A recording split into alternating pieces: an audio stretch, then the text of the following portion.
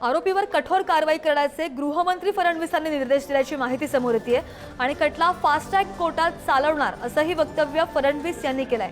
बदलापूरच्या शाळेत 3.5 वर्षांच्या मुलींवर अत्याचार प्रकरण झालं आणि या प्रकरणानंतर फडणवीसांची आता प्रतिक्रिया आली अशीही कळते। महत्त्वाची अपडेट आपण पाहतोय आता यावर उपमुख्यमंत्री देवेंद्र फडणवीस यांनी सुद्धा प्रतिक्रिया दिलेली आहे। तर खटला फास्ट ट्रॅक कोर्टात चालवणार अशी प्रतिक्रिया फडणवीस यांनी दिली आहे। अधिकची माहिती घेऊन आमचे प्रतिनिधी पंकज जळवी आपल्या सोबत आहेत। पंकज, काय नेमकं म्हटलंय उपमुख्यमंत्री देवेंद्र फडणवीस यांनी?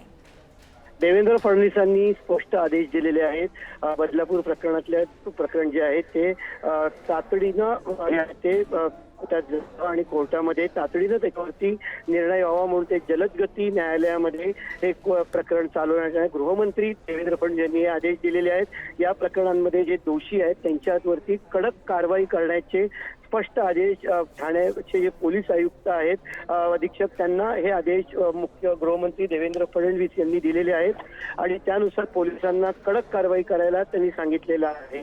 बदलापूर प्रकरणाचे पडसाद जे आहेत ते पूर्ण महाराष्ट्रात उमटताना दिसत आहेत। बदलापूर बंदची हाक दिलेली आहे।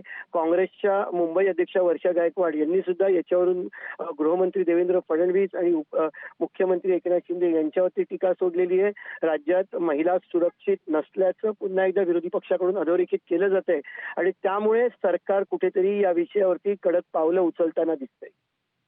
नक्कीच पंकज बरोबर आहे आणि या घटनेचे पडसाद सगळीकडे उमटताना पाहायला मिळतात। अपडेट घेत राहू। धन्यवाद पंकज दिलेल्या सगळ्या माहितीसाठी।